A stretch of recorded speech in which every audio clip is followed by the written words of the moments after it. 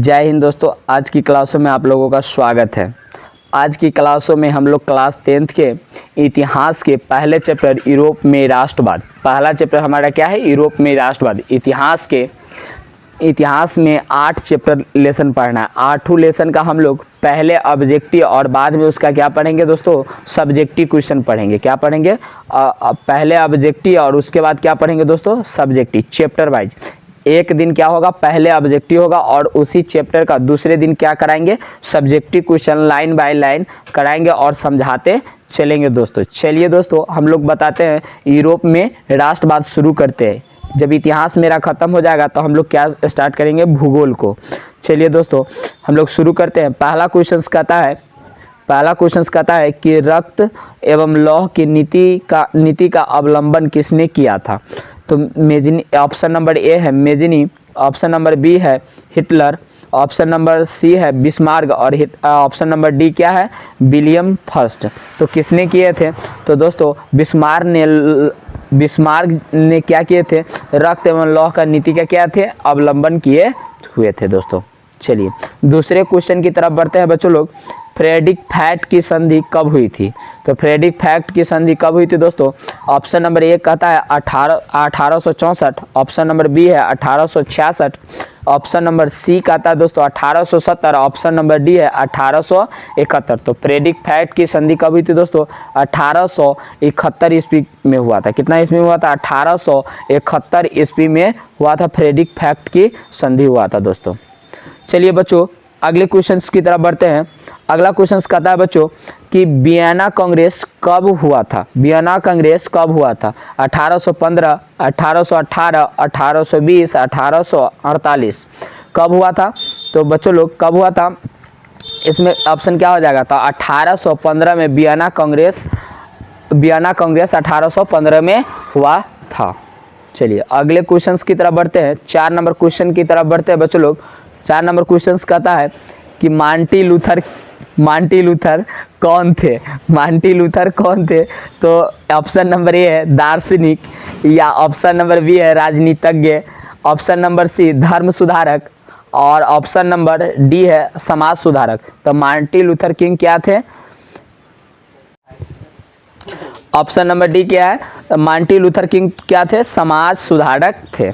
चलिए अगले क्वेश्चन की तरफ बढ़ते हैं बच्चों लोग। 5वां नंबर क्वेश्चन है बच्चों लोग कि काउंट काबुल को विक्टर इमोनियल ने किस पद पर नियुक्ति किया। सेनापति ऑप्शन नंबर ए है, दूसरा नंबर फ्रांस में राजदूत, सी नंबर ऑप्शन है प्रधानमंत्री, डी नंबर ऑप्शन है गृह मंत्री। तो काउंट काबुल ने विक्टर इमोनियल को किस पद पर नियुक्ति किए थे, प्रधानमंत्री के पद पर क्या किए थे, नियुक्ति किए थे। चलिए बच्चों लोग छठे क्वेश्चन की तरफ बढ़ते हैं। छठा क्वेश्चन कहता है गैरिबाल्डी पेशे से क्या थे। गैरिबाल्डी पेशे से क्या थे, ऑप्शन नंबर ए है सिपाही थे, ऑप्शन नंबर बी है किसान था, ऑप्शन नंबर सी है जमींदार था, ऑप्शन नंबर डी कहता है नाविक। तो गैरिबाल्डी पेशे से क्या थे, नाविक थे। तो डी नंबर सही आंसर हो जाएगा बच्चों लोग। चलिए बच्चों लोग अगले क्वेश्चन की तरफ बढ़ते हैं कि यूरोप का मरीज किसे कहा जाता है। यूरोप का मरीज किसे कहा जाता है, तो बच्चों लोग ए में रूस को, बी नंबर ऑप्शन जर्मनी को, सी नंबर ऑप्शन तुर्की को, डी नंबर ऑप्शन है यूनान को। तो यूरोप का मरीज तुर्की को कहा जाता है बच्चों लोग। किसको कहा जाता है, तुर्की को कहा जाता है। सी नंबर ऑप्शन सही हो जाएगा 7 का। चलिए बच्चों अगले क्वेश्चन की तरफ बढ़ते हैं कि 8वां नंबर क्वेश्चन कहता है यंग यूरोप की स्थापना किसने किया था। तो यंग यूरोप की स्थापना किसने किया था, ऑप्शन नंबर ए है काबूर ने, ऑप्शन नंबर बी है मेजनी ने, ऑप्शन नंबर सी है बिस्मार्क ने, ऑप्शन नंबर डी है गैरिबाल्डी ने। तो ऑप्शन नंबर क्या सही हो जाएगा बच्चों लोग, मेजनी ने यंग यूरोप की स्थापना किया था। और यंग इटली का भी स्थापना किसने किए थे, उन्होंने ही किए थे। एक की स्थापना 1931 में और दूसरी की स्थापना 1934 में। यंग यूरोप और यंग इटली की स्थापना 1931 में, इसका 1934 में किया था मेजनी ने। चलिए बच्चों लोग 9 नंबर क्वेश्चन की तरफ बढ़ते हैं। 9 नंबर क्वेश्चन कहता है किस युद्ध के बाद जर्मनी का एकीकरण पूरा हुआ। ऑप्शन नंबर ए है क्रीमिया के युद्ध, ऑप्शन नंबर बी है सेडोवा के युद्ध, ऑप्शन नंबर सी है पेशा डेनमार्क का युद्ध, और ऑप्शन नंबर डी है सेडान का युद्ध। तो सेडान के युद्ध के बाद क्या हुआ कि जर्मनी का एकीकरण संभव हुआ। चलिए अगले क्वेश्चंस की तरफ बढ़ते बच्चों लोग। यूरोप वासियों के लिए किस देश का साहित्य एवं ज्ञान विज्ञान प्रेरणा स्रोत रहा है? Option number A Germany, option number B यूनान, ऑप्शन नंबर सी है तुर्की और ऑप्शन नंबर डी है बच्चों लोग क्या इंग्लैंड। तो किस माने कहता है यूरोप वासियों के लिए किस देश के साहित्य एवं ज्ञान विज्ञान प्रेरणा स्रोत रहे? तो यूनान देश के क्या है साहित्य ज्ञान विज्ञान प्रेरणा स्रोत रहा है। 10 का सही ऑप्शन क्या हो जाएगा बच्चों लोग? बी नंबर ऑप्शन हो जाएगा। चलिए अगले क्वेश्चंस की तरफ बढ़ते हैं बच्चों लोग। कहता है कि इटली एवं जर्मनी वर्तमान में किस महादेश के अंतर्गत आते हैं? तो इटली और जर्मनी किस महादेश के अंतर्गत आते हैं? ऑप्शन नंबर ए उत्तरी अमेरिका, ऑप्शन नंबर बी है बच्चों लोग दक्षिणी अमेरिका, ऑप्शन नंबर सी है यूरोप और ऑप्शन नंबर डी क्या है पश्चिमी एशिया। तो पश्चिमी एशिया। तो इटली एवं जर्मनी यूरोप महादेश के अंतर्गत आते हैं। याद रखिएगा दोस्तों पूरे विश्व में कितने महादेश है? तो 7 महादेश है दोस्तों। चलिए भारत किस महादेश के अंतर्गत आता है? तो एशिया महादेश के अंतर्गत आता है, याद रखिएगा। चलिए अगला क्वेश्चन की तरफ बढ़ते हैं। 12 नंबर क्वेश्चन कहता है बच्चों लोग कि जर्मन राइन राज्य का निर्माण किसने किया? तो लुई 18वां, ऑप्शन नंबर बी है Napoleon Bonaparte, option number C Napoleon third और ऑप्शन नंबर डी है बिस्मार्क। तो किसने जर्मन राय का निर्माण किया था? तो नेपोलियन बोनापार्ट ने किया था। किसने किया? Napoleon Bonaparte. 12 का सही ऑप्शन क्या हो जाएगा? बी हो जाएगा बच्चों लोग। चलिए अगले क्वेश्चंस की तरफ बढ़ते हैं। वियना कांग्रेस बच्चों लोग वियना कांग्रेस के द्वारा फ्रांस में किस शासक वंश का पुनः स्थापना हुआ? एक में किस वंश का स्थापना हुआ था? बुर्बो वंश का स्थापना हुआ था। 13 का सही ऑप्शन क्या हो जाएगा? सी बुर्बो वंश का स्थापना हुआ था। चलिए अगले क्वेश्चंस की तरफ बढ़ते हैं। 14 नंबर क्वेश्चन कहता है बच्चों लोग कि सन 1870 में फ्रांस और प्रासा के बीच युद्ध हुआ था। उस युद्ध का नाम क्या था? सेडान, सिडोवा, सडान और फ्रेडिक फैक्ट। तो सेडान का युद्ध था। ऑप्शन नंबर ए ही सही हो जाएगा बच्चों लोग। चलिए अगले क्वेश्चंस की तरफ बढ़ते हैं कि जालबेरी एक संस्था थी। यहाँ पर टाइपिंग में मिस्टेक है बच्चों लोग। जालबेरी एक संस्था थी। ऑप्शन नंबर ए कहता है क्रांतिकारियों को, ऑप्शन नंबर बी कहता है व्यापारियों को, ऑप्शन नंबर डी कहता है विद्वानों का और ऑप्शन नंबर डी कहता है पादरी सामंतों की। तो व्यापारियों जालबेरी एक संस्था थी किसकी? व्यापारियों की बच्चों लोग। किसकी थी? व्यापारियों की। चलिए अगले क्वेश्चंस की तरफ बढ़ते हैं। 16 नंबर क्वेश्चंस कहता है बच्चों लोग कि बिस्मार्क जो थे वो निम्न में से क्या थे? कवि थे, नाटककार थे, संगीतज्ञ थे, कूटनीतिज्ञ थे। तो बिस्मार्क जो थे वो कूटनीतिज्ञ थे। क्या थे? कूटनीतिज्ञ। डी नंबर ऑप्शन हो जाएगा 16 को बच्चों लोग। क्या हो जाएगा? बिस्मार्क निम्न में से क्या थे? कूटनीतिज्ञ थे। चलिए अगले क्वेश्चंस की तरफ बढ़ते हैं बच्चों लोग। 17 नंबर क्वेश्चन कहता है कि 1829 में एड्रियानोपल की संधि किन देशों के बीच हुई थी? ऑप्शन नंबर ए है तुर्की, ऑप्शन नंबर बी है यूनान, ऑप्शन नंबर सी है हंगरी, ऑप्शन नंबर डी है पोलैंड। तो एड्रियानोपल की संधि बच्चों किन के बीच हुआ था? तुर्की के बीच हुआ था। किन के बीच हुआ था? तुर्की के बीच हुआ था। चलिए आगे क्वेश्चन बढ़ते हैं बच्चों लोग। 18 नंबर क्वेश्चन कहता है कि इटली एवं जर्मनी के एकीकरण के विरुद्ध निम्न में से कौन थे? मतलब उनका विरोध कौन कर रहा था? तो इंग्लैंड कर रहा था। ऑप्शन नंबर एक क्या कहता है? इंग्लैंड। ऑप्शन नंबर बी है रूस, ऑप्शन नंबर सी है ऑस्ट्रिया, ऑप्शन नंबर डी क्या है? प्रासा। तो उनका विरोध जो कर रहा था वह ऑस्ट्रिया कर रहा था। क्या कर रहा था? ऑस्ट्रिया। दोस्तों ऑप्शन में ऑस्ट्रेलिया भी दिया रहता है। ऑस्ट्रेलिया नहीं होगा दोस्तों, ऑस्ट्रिया होगा, याद रखिएगा। चलिए अगले क्वेश्चंस की तरफ बढ़ते हैं बच्चों लोग। 19 नंबर क्वेश्चंस कहता है कि मेजनी का संबंध किस संगठन से था? तो मेजनी का संबंध किस संगठन से था? ऑप्शन नंबर ए कहता है बच्चों लोग लाल सेना, ऑप्शन नंबर बी कहता है कार्बोनेरी, ऑप्शन नंबर सी कहता है फिलिक हेटरिया और ऑप्शन नंबर डी कहता है डायट। तो उनका संबंध किससे था? मेजनी का संबंध दोस्तों किससे था? मेजनी का जो संबंध था दोस्तों वो कार्बोनेरी संस्था से थी। ऑप्शन नंबर बी सही हो जाएगा 19 का। क्या हो जाएगा? ऑप्शन नंबर सी सही हो जाएगा। चलिए अगले क्वेश्चंस की तरफ बढ़ते हैं। 20 नंबर क्वेश्चंस कहता है बच्चों लोग कि यूरोपीय सभ्यता का पालन किसे कहा जाता है? तो ऑप्शन नंबर ए इटली को कहा जाता है, ऑप्शन नंबर बी है फ्रांस को, ऑप्शन नंबर सी है हंगरी को, ऑप्शन नंबर डी है यूनान को। तो किसको कहा जाता है? यूनान को कहा जाता है। यूरोपीय सभ्यता का पालन बच्चों लोग किनको कहा जाता है? यूनान देश को कहा जाता है। चलिए 21 नंबर क्वेश्चन का था बच्चों लोग, एक्ट ऑफ यूनियन किस वर्ष पारित हुआ था? 1688 में, 1607 में, 1688 है और 1807 में। तो एक्ट ऑफ यूनियन किस वर्ष पारित हुआ था? 1688 ईस्वी में पारित हुआ था बच्चों लोग। चलिए अगले क्वेश्चंस की तरफ बढ़ते हैं। नेपोलियन साहित्य किस वर्ष लागू की गई? तो ऑप्शन नंबर ए है 1789, 1791, 1801, 1804। तो नेपोलियन साहित्य किस वर्ष लागू है? 1804 ईस्वी में लागू किया गया था बच्चों लोग। चलिए अगले क्वेश्चंस की तरफ बढ़ते हैं। 23 नंबर क्वेश्चन कहता है वियना कांग्रेस में कौन सा राष्ट्र सम्मिलित नहीं था? तो वियना कांग्रेस में कौन सा राष्ट्र सम्मिलित नहीं था? तो बच्चों लोग ऑप्शन ए है ब्रिटेन, ऑप्शन नंबर बी है रूस, ऑप्शन नंबर सी है फ्रांस, ऑप्शन नंबर डी है जर्मनी। तो वियना कांग्रेस में जर्मनी क्या थे? सम्मिलित नहीं थे बच्चों लोग। चलिए अगले क्वेश्चन की तरफ बढ़ते हैं। 24 नंबर क्वेश्चन कहता है कि वियना कांग्रेस में पवित्र संघ की योजना किसने प्रस्तुत की? रूसों ने, ब्रिटेन ने, फ्रांस ने, ऑस्ट्रिया ने। किसने किए थे? तो बच्चों लोग इसका सही ऑप्शन क्या हो जाएगा? रूसों ने क्या किए थे?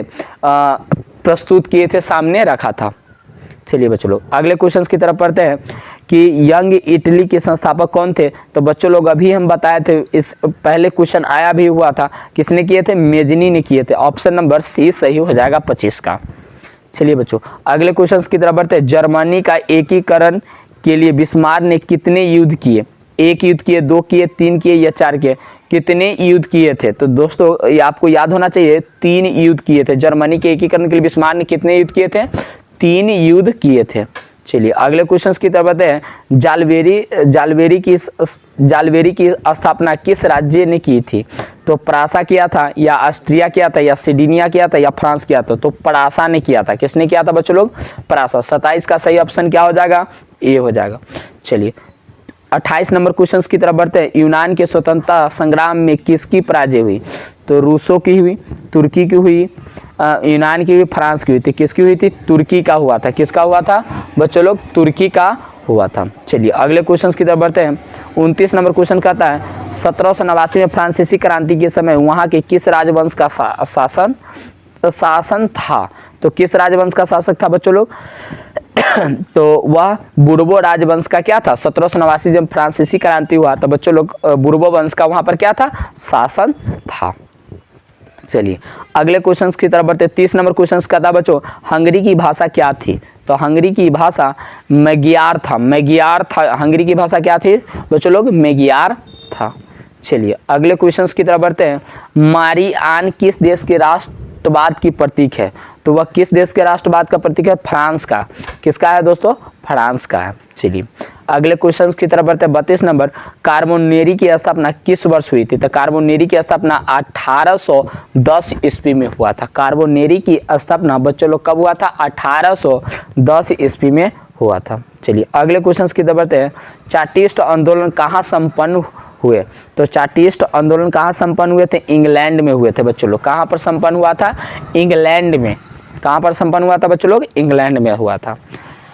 कहता है 34 नंबर क्वेश्चन कहता है बच्चों लोग, नव गुएल्क आंदोलन कहाँ हुआ था? तो वह आंदोलन जो हुआ था वह इटली में हुआ था। किस देश में हुआ था बच्चों लोग? इटली में हुआ था। ऑप्शन नंबर ए ही उसका आंसर सही होगा। चलिए अगले क्वेश्चन की तरफ बढ़ते हैं बच्चों लोग कि जर्मनी एवं इटली के एकीकरण के समय फ्रांस का शासक कौन था? तो फ्रांस के शासक कौन था? तो बच्चों लोग ये क्वेश्चन पहले भी आया है। नेपोलियन थर्ड क्या था? वहाँ का शासक था। नेपोलियन थर्ड था। चलिए अगले क्वेश्चन की तरफ बढ़ते हैं बच्चों लोग कि राष्ट्रवाद का अवधारणा का जन्म किस घटना से माना जाता है? पूर्ण जागरण काल, धर्म सुधारक आंदोलन, गौरव पूर्ण क्रांति, फ्रांस की क्रांति। तो पूर्ण जागरण काल से ही राष्ट्रवाद का भावना का उदय माना जाता है। तो राष्ट्रवाद का परिभाषा भी पूछता है बच्चों लोग, तो हम लोग कल इसका जो सब्जेक्टिव क्वेश्चंस लेके आएंगे वो सारे सब्जेक्टिव क्वेश्चन को हम लोग कराएंगे। तो उसमें बताएंगे राष्ट्रवाद किसी देश की प्रेम या देश की लगाव की भावना को हम लोग क्या कहते हैं बच्चों लोग, राष्ट्रवाद कहते हैं। 37 नंबर क्वेश्चन की तरफ चलते हैं बच्चों लोग, कि किस संधि द्वारा यूनान का राष्ट्रवाद की स्थापना हुआ। तो किसके द्वारा हुआ, कुस्तुनिया की संधि के द्वारा यूनान का राष्ट्रवाद की स्थापना हुआ बच्चों लोग। क्या हो जाएगा, 37 का बी नंबर ऑप्शन सही हो जाएगा। चलिए अगले क्वेश्चन की तरफ बढ़ते हैं। सेडोवा के युद्ध में किसकी पराजय हुई थी। सेडोवा के युद्ध में बच्चों लोग किसकी पराजय हुई थी, ऑस्ट्रिया की पराजय हो गया था। ऑस्ट्रेलिया क्या हो गया, ऑस्ट्रिया क्या था, हार गया हुआ था बच्चों लोग। चलिए अगले क्वेश्चन बढ़ते हैं। 39 नंबर क्वेश्चन का था, परासा का शासक कौन था। तो परासा का शासक विलियम प्रथम था। परासा का शासक जो था बच्चों लोग वह कौन था, विलियम प्रथम था। चलिए अगले क्वेश्चन, मेटरनिक कौन था। तो मेटरनिक ऑस्ट्रिया का चांसलर था। मेटरनिक जो था ऑस्ट्रिया का चांसलर था। मेटरनिक ने 18 पता है कभी कभी बच्चों मेटरनिक युग कब से कब था, तो 1815 से लेकर 1848 तक उन्होंने शासन किया। उस युग को हम लोग मेटरनिक युग कहते हैं बच्चों लोग। यह सब्जेक्टिव में क्वेश्चन भी आएगा। 1815 से लेकर 1848 तक क्या किए थे, वह शासन किया था बच्चों लोग। चलिए अगले क्वेश्चन की तरफ बढ़ते हैं बच्चों लोग। 41 नंबर क्वेश्चन का था बच्चों लोग, किस संधि द्वारा जर्मनी का एकीकरण पूरा हुआ। तो किस संधि के द्वारा हुआ बच्चों लोग, तो वह फ्रेडरिक फैक्ट की संधि के द्वारा जर्मनी का एकीकरण क्या हुआ, पूरा हुआ बच्चों लोग। जो भी दिक्कत हो बच्चों लोग आप क्या कर सकते हैं, इसका कमेंट में आप पूछ सकते हैं। इस सारे चीज़ों को जो भी क्वेश्चन डाउट होता आप कमेंट में पूछ सकते हैं, उसके जवाब दिया जाएगा बच्चों लोग। चलिए अगले क्वेश्चन की तरफ बढ़ते हैं। युवा इटली की स्थापना का विकास किया गया था। किसने किया था, मेजनी ने किया था। इटली का मतलब क्या क्या था कि राष्ट्रवादी भावना का विकास के लिए मेजनी ने बहुत अथक प्रयास किए थे। तो युवा इटली की भी स्थापना उन्हीं ने किया था। चलिए बच्चों अगला नंबर क्वेश्चन है बच्चों लोग, नेपोलियन ने जर्मनी में किस संघ की स्थापना किया। तो बच्चों लोग राइन संघ की स्थापना किया। जर्मन राइन संघ का स्थापना किया था। चलिए 44 नंबर, सिडोनिया और पिरामाउंट का शासक कौन था। तो बच्चों लोगों वहाँ के शासक जो थे विक्टर इमैनुअल थे। कौन थे, विक्टर इमैनुअल, याद रखिएगा। चलिए अगले क्वेश्चन की तरफ बढ़ते बच्चों लोग। अब 45 नंबर क्वेश्चन का था, लाल कुर्ती की टुकड़ी का गठन किसने किया। तो लाल कुर्ती की टुकड़ी का गठन किसने किया था बच्चों लोग, आपको पता होना चाहिए, गैरिबाल्डी ने किए थे। किसने किए थे, गैरिबाल्डी ने किए थे। चलिए अगले क्वेश्चंस की तरफ बढ़ते हैं। 45 क्वेश्चन देखिए दोस्तों कि भारत के राष्ट्रवाद हम यूरोप में राष्ट्रवाद चैप्टर से 45 सब्जेक्टिव क्वेश्चन जो थे वह बीटीसी का था। चाहे जो भी बीटीसी का क्वेश्चन था हम सारे क्वेश्चन को लाइन बाय लाइन अच्छे से डिस्कस कर पढ़े हैं दोस्तों। हम लोग कल की क्लास में यूरोप में राष्ट्रवाद के सारे सब्जेक्टिव क्वेश्चंस को हम लोग पढ़ेंगे। ऐसे लाइन बाय लाइन हम लोग क्वेश्चन पढ़ेंगे और शाम के समय हम लोग 5:30 से हम लोग क्या पढ़ेंगे, हिंदी का सब्जेक्टिव क्वेश्चन पढ़ेंगे। उसका ऑब्जेक्टिव पढ़ चुके हुए हैं। तब तक के लिए जय हिंद। मिलते हैं हम लोग नेक्स्ट क्लासों में।